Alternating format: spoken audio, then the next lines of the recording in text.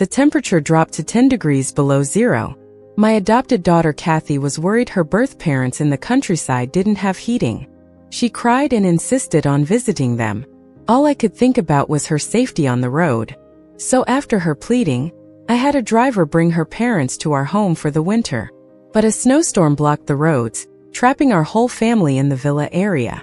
We had limited food supplies but knew we could stretch it out for at least half a month. Her parents, however, acted like they'd starve if they ate one bite less than others, burping after every meal. I looked at the near-empty rice bin. Then, as if possessed, her parents grabbed me, thinking my 3-year-old daughter Luna cried too much and threw her out the window. I was heartbroken when they stabbed my arm, forcing my husband to go out looking for food. Cathy's family cursed and blamed me, saying if I hadn't brought them here, they wouldn't be starving. What they didn't realize was their village was the first to be buried in snow. Fearing I'd get hurt again, my husband looked back with teary eyes, took his coat and headed out. I watched through the big window. He hadn't gone far before collapsing and getting covered in snow. My adopted daughter's family shouted about bad luck. Remembering my kindness in raising her, Cathy still locked me in the storage room, deciding that I'd starve to death instead. At night I set a fire, bringing us all down together. When I opened my eyes again, it was the day the temperature first dropped. Cathy was in a rush, telling me she had to check on her birth parents in the countryside. I quickly helped her with her coat and said, "What a good kid, so filial. Hurry up and go, no rush to come back." "Mom, the weather is getting so cold. My birth parents are still in the countryside without heating, and I'm so worried about them. I've got to check on them and bring some things to help nourish them." Opening my eyes, I saw Cathy stuffing expensive supplements into a suitcase, and realized I'd been reborn to that cold day. I was dizzy from the lingering pain of the previous life, where everything was lost, and I collapsed onto the sofa. Cathy pouted and glared at me, saying, "Mom, what are you doing? Where did you hide your bird's nest and cordyceps? I need to take them to my birth parents. They've never had such nice things." I clenched my fist, nails digging into my skin, to suppress the urge to strangle her. "When you were just a month old, your parents wrapped you in a thin blanket and left you in the trash bin at our doorstep. Do such unfeeling parents really deserve your devotion?" "Humph," Cathy scoffed. "Well, Mom, I know you raised me all these years, and you're scared I'll abandon you for my birth parents and not take care of you when you're old, right? Don't worry, I won't do that. So no need to sow discord between us." Sensing my displeasure, Cathy moved closer and hooked her arm through mine, right where she stabbed me in the previous life. "Mom, if I'm so devoted to the parents who never raised me, how could I ever treat you and Dad, who brought me up, any worse? Don't worry. We'll always be family. It's freezing out there and the countryside lacks everything. I'm really afraid they're not doing well. We aren't short on things here anyway, right, Mom?" I stood up abruptly and casually freed my arm from her hold. "Good child, you're right. I'll go fetch more goodies from the basement so you can bring them along." Cathy looked satisfied, trying to follow, but I gently pushed her back onto the sofa. "There's so much dust in the basement. You wait here." I signaled the maid, Katie, to follow me. She'd been with us for 20 years, seeing Cathy grow up. On the way downstairs, Katie frowned. I asked her what was wrong. Katie hesitated. "Ma'am, I shouldn't say much, but Miss Cathy was spoiled by you.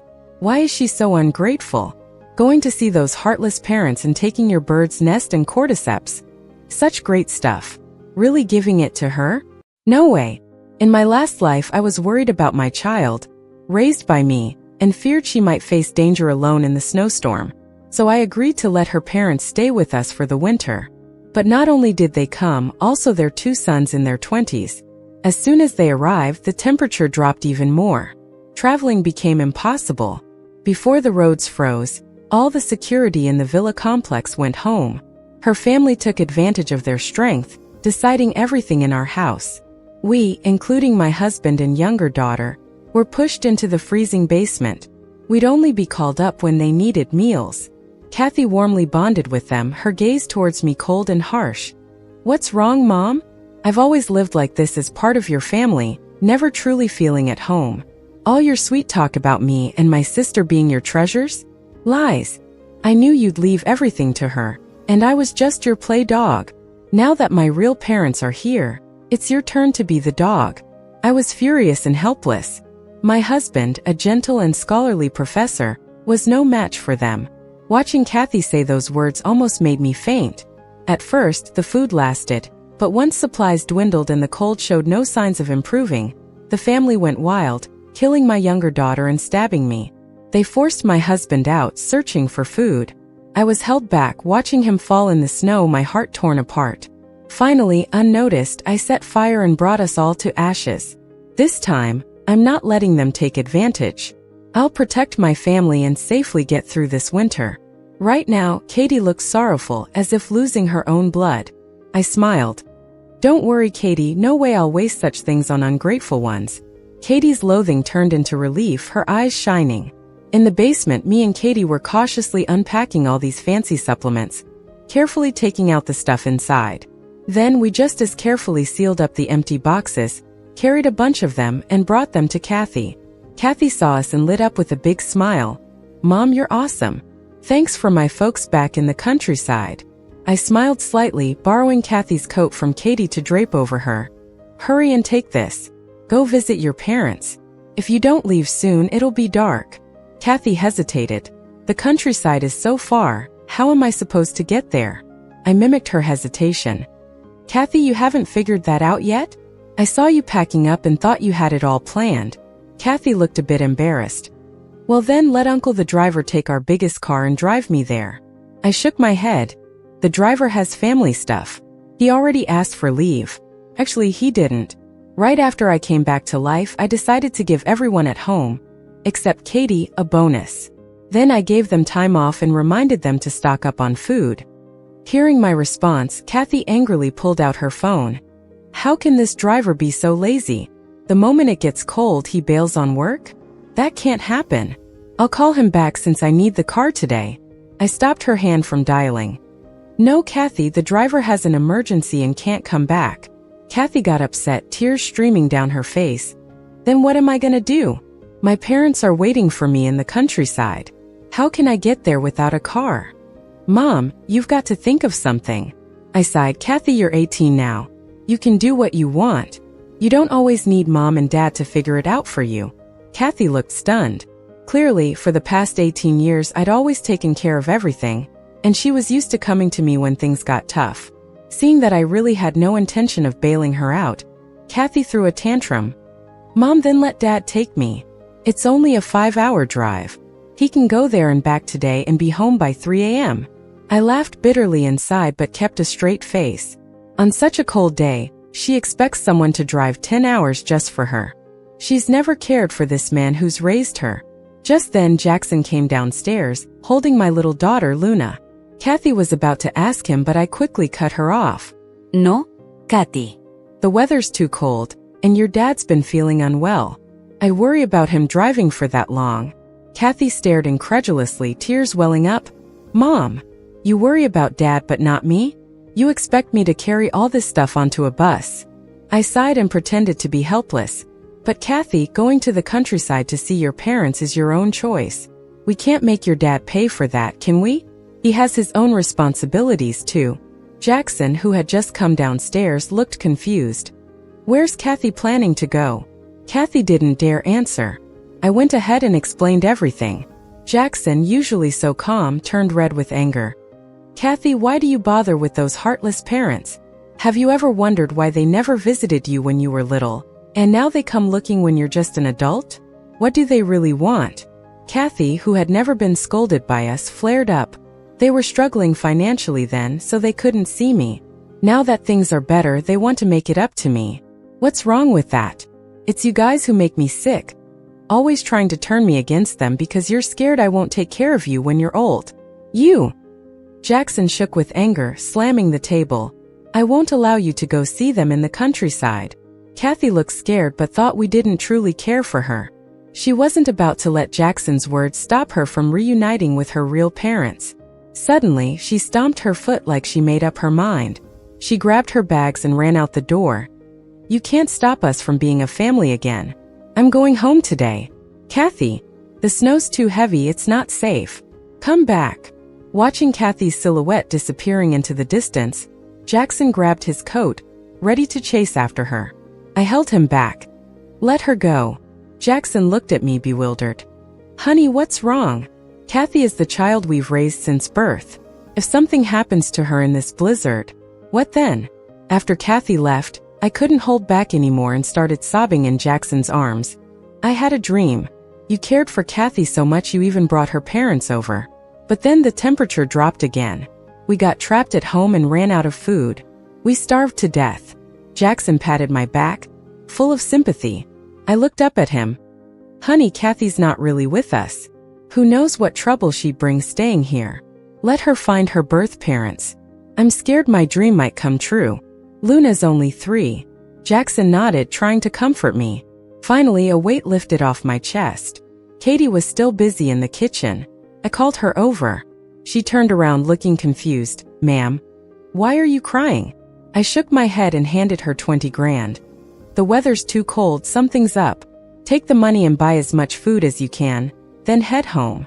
Katie didn't understand, but she trusted me. She thanked me repeatedly and left. Once Katie was gone, I seriously informed Jackson the temperature would drop even more. Sensing the tension, Luna quietly played with her toys. Jackson paused but then said, I'll hurry and stock up on food. I shook my head. You find the best workers to secure our house, strengthen the doors and windows, and set up some solar panels. Make a section of the basement extra safe and warm as our shelter. Jackson hesitated. Honey, do we really need to go that far? I nodded with tears in my eyes. If you don't want to watch Luna and me die, you'll do what I say. Jackson gritted his teeth and nodded. Let's split up. Luna, be a good girl and stay home waiting for your mom and dad. Don't open the door for anyone, okay? Luna looked up, smiling sweetly. Got it, Mom.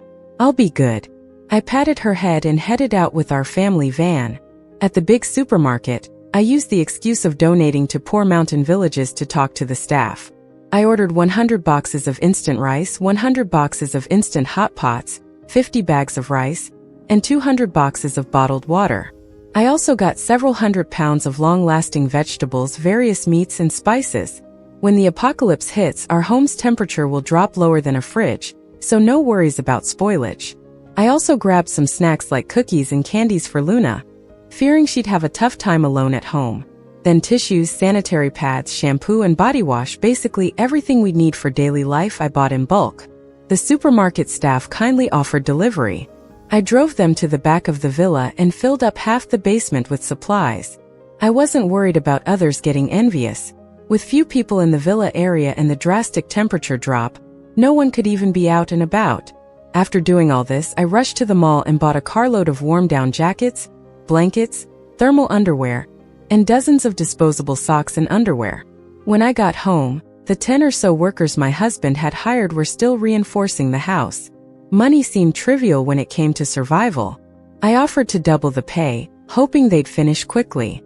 The foreman, delighted with the increase, brought in 10 more guys and decided to work around the clock for us. I thanked them repeatedly. Then my phone rang and accidentally I answered it. On the other end was Cathy, hysterically crying, Mom, help me. The road to the countryside is too snowy. The taxi driver left me halfway. I want to complain about him. It's so cold. Mom, what should I do? Please come save me. In the past, hearing her cry like that would have made me rush to comfort her. But now I had to hold back a laugh. Silently, I thought she got what she deserved. Her loud cries reached my husband's ears through the phone. He grabbed it and anxiously asked, Cathy, where are you? Cathy was sobbing and called out to him, Dad, I don't know. Please come help me. Jackson checked their shared location and found Cathy was about an hour away from her birth parents' village. Seeing this, he grabbed his keys to go pick her up. I stopped him. Are you crazy? It's dark, the snow is heavy, and country roads are dangerous. She's almost to her birth parents' place. Let them get her. Jackson looked at me in disbelief, then yanked his hand away. What's wrong with you? Even if you're jealous of her connection to her birth parents, we raised her. You know it's dangerous at night. How can you let our kids suffer out there just because of a wild dream? If something happens to Cathy, you'll only regret it later. I'm going, you stay with Luna. I knew Jackson wouldn't believe now that Cathy would betray us, and I couldn't let him risk his life. Reluctantly, I told him, I'll call her birth parents to pick her up. They're closer by 4 hours. Jackson was skeptical. Those two aren't reliable at all. Will they go? I nodded and dialed the phone. Once I explained Cathy's dad, Matt scoffed. What? Go get that girl in this snow on a motorcycle for an hour and a half? No way. If she freezes, that's her problem. She chose this time herself. Hearing Matt's voice made me furious and nauseous. I kept it from Jackson and whispered, she brought expensive gifts like bird's nest and cordyceps. Do you think I'd risk it for that? Don't kid yourself. I added they're worth $200K. You can sell them for your son's bride price. Matt's family was poor, and his 2 sons were still unmarried at 30. Hearing this, Matt didn't hesitate. I'll video call Cathy now. If I don't see them, I'm not going. After the call, I told Jackson Matt agreed to get Cathy. Though he worried, he said nothing more after my insistence. 10 minutes later, after checking the gifts over video, Matt agreed to pick her up. Cathy shared a social media post. There's nothing like real parents. Some might pretend to love you, but when it counts, they're nowhere to be found. Waiting for my real father. The picture showed Cathy's freezing face. Jackson watched over the workers overnight, barely saying a word to me. I knew he was hurt. I didn't try to comfort him, feeling uneasy myself. So I hired 2 workers to install a bulletproof door at the basement entrance overnight. I supervised the basement insulation. When dawn broke, the workers finished and left. I cleaned up the basement, got our daughter to sleep, while Jackson was upstairs, dozing off with the heater on in the master bedroom. Half asleep, I heard loud banging on the door, mixed with some pretty nasty cursing. I checked the security camera and saw Jackson had already opened the door, letting Matt's family in. Cathy came in last, her face bruised and full of hate. The moment she walked in, she demanded from Jackson, why? Why are the gift boxes from my adoptive mother all empty? It was too late for me to go upstairs and help Jackson. At that time, Jackson was completely confused, still caught up in the joy of Cathy returning safe and sound.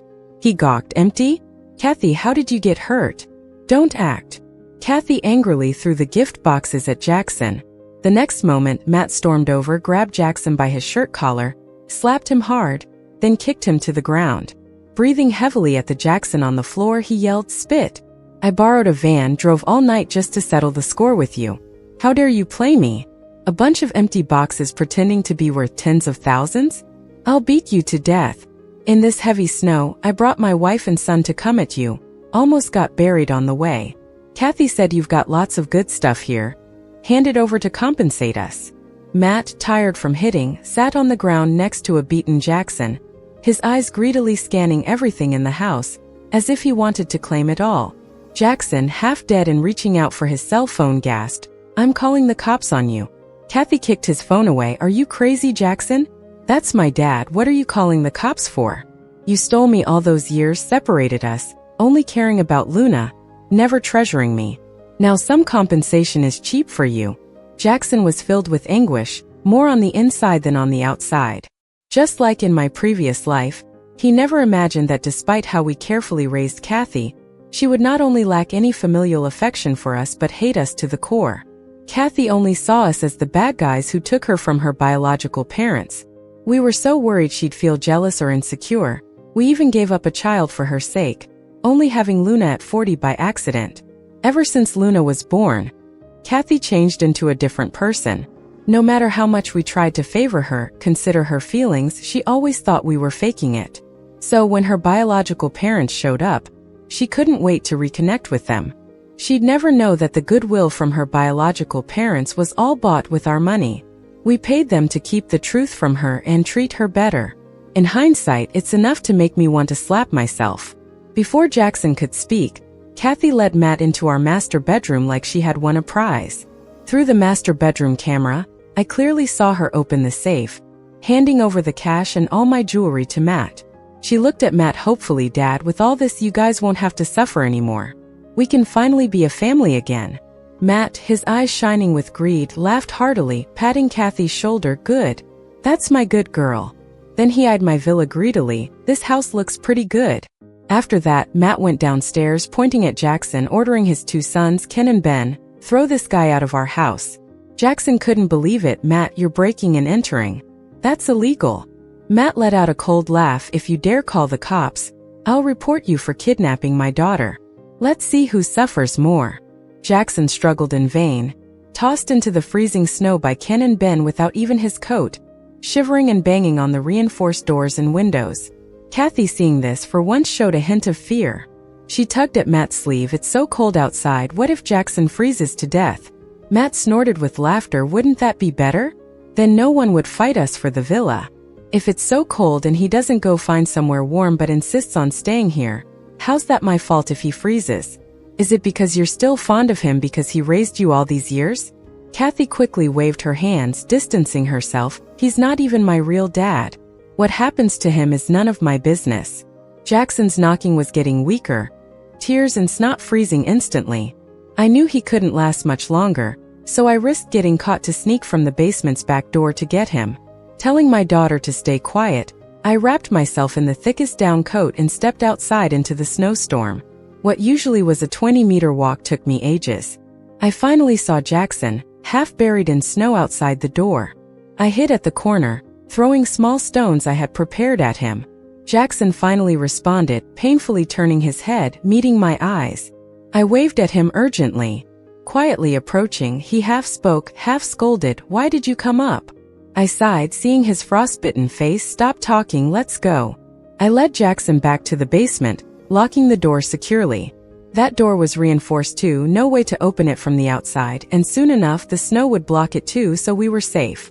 The room wasn't cold. I found thick blankets to wrap him up and handed him a cup of hot water. Jackson looked at me, tears welling up. "Honey, you were right. Cathy is worthless. It's my fault for not knowing better. Now the house is taken over and they took my phone." "The phone? Honey, call the police quick." "It's too late," I said, holding Luna calmly. "The roads are shut due to the snowstorm. We have to rely on ourselves now." "What do you mean?" Looking at the shocked expression on Jackson's face, I opened the door to the small room, showing him all the food and daily supplies I'd stored in the basement. "This snowstorm isn't stopping for a week or two. We need to stay down here while the folks upstairs." The snow kept piling up outside. Upstairs, Cathy had emptied out the fridge to entertain Matt, Lisa, and their 2 sons. Roast chicken, crab, steak, salmon. Exotic fruits covered the table. Ken and Ben were having a feast, oblivious to everything else. Lisa grabbed Cathy's hand, constantly praising her, saying she's the best daughter. Matt sat at the head of the table, watching his happy family. I can only think ignorance is scary. If this wasn't a snowstorm apocalypse situation, this family would probably be behind bars. With the way they're going through the food upstairs, they'll run out by tomorrow. I pulled out 3 self-heating hot pots and shared a warm meal with Jackson and Luna. The next morning we woke to a loud ruckus from above, immediately checking the surveillance on our phones. We saw Ben smashing a plate over Cathy's head. "Who do you think you are, giving me leftovers? Go to the kitchen and make it like last night." Blood mixed with grease dripped down Cathy's face. She sobbed, crying for her mom. Lisa rushed down, not caring about Cathy's wounds, slapped her hard. "What are you crying about? Look how upset you're making your brother."